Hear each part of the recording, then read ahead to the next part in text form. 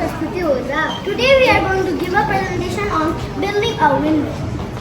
So what is a windmill? It's composed in the soil. The soil will be fertile and plants will grow up nicely. LDR does not detect light. It turns on at night, but when the LDR does detect light, it turns off, which is a beneficial work which saves light energy, and it is only on when it's needed, and it also saves power. And this is basically a demo of working principle where we have connected some wires, LDR, LED, in the breadboard. Process, we found out that the IR sensors were not calibrated. So we are working very hard to fix it. I was invited to a very prominent university in the US named Brown University by a professor. So not to like lecture or anything, but just for a personal talk. And we talked a lot about, for example, Taylor series and Euler's formula, e to the ix equals cosine x plus I sine x. But instead of delving deep into that math, I like to focus on a book that he gave me at the very end of that session. So he handed me a book named Letters to a Young Mathematician. I don't remember what the author was actually, I should, but it's an absolutely wonderful book. I'm still reading it though, so I'm not finished with it.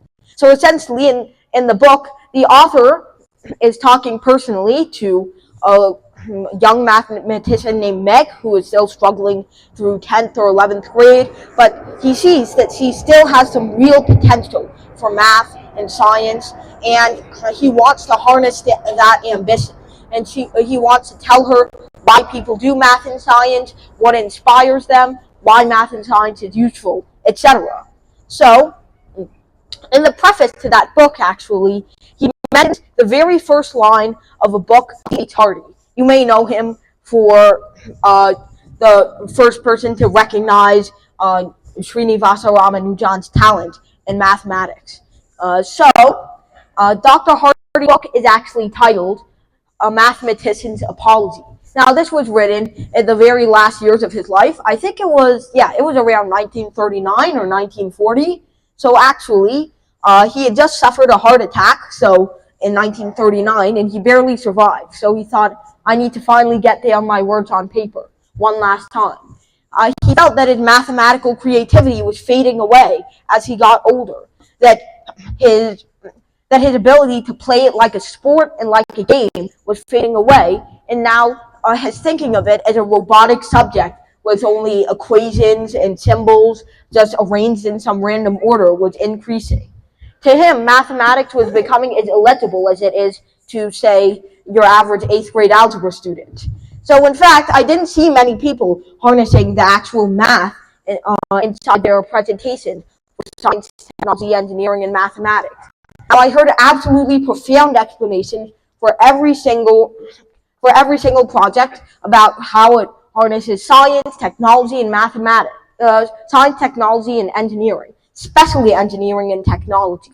But for math, all I heard was we used a ruler to take measurements.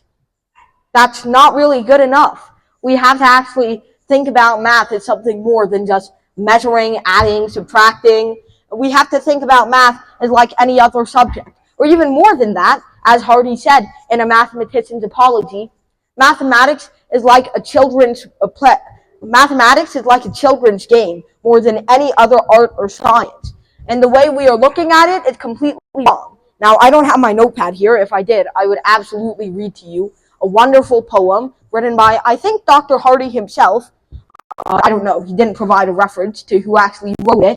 But it's a very short poem about comparing the sand washed away on a tide to the works of math and physics that many people leave behind.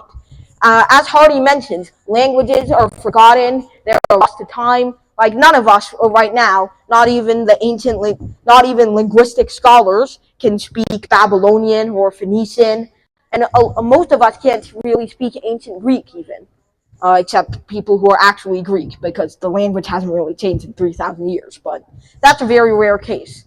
So, besides the point. As Dr. Hardy mentions, when Greek is completely forgotten, when those languages pass away to time, even as languages die, people and their ideas do not. So Archimedes will not be forgotten, even as Greek dies out.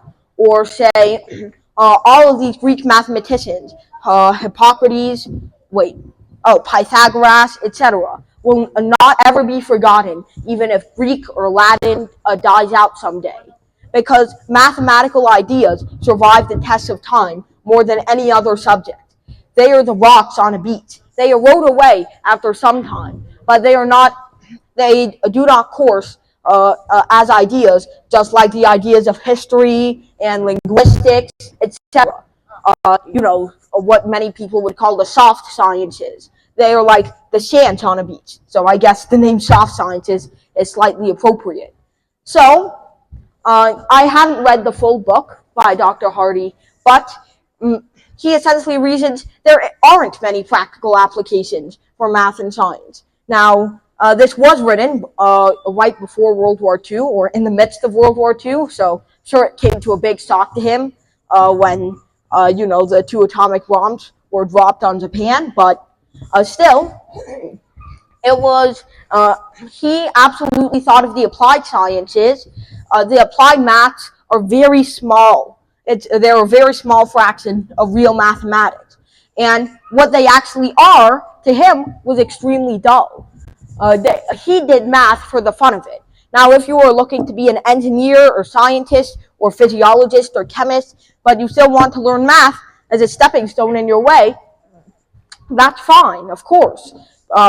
Math, at least a very small fraction of it, is still vital in many fields. However,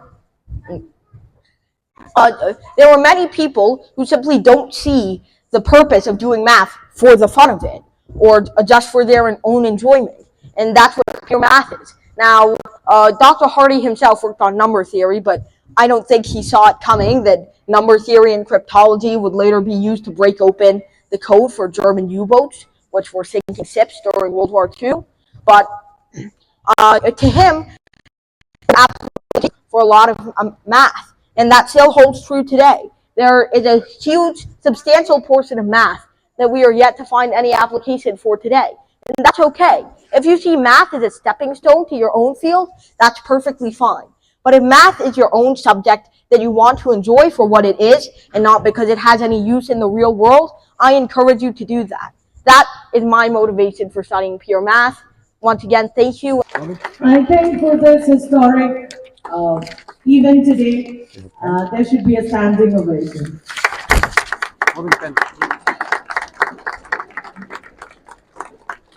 Signing? Yeah. Yeah. Thank you. Thank you very much. We look forward to work with Mari Science Center. Of course. Yeah. Thank you.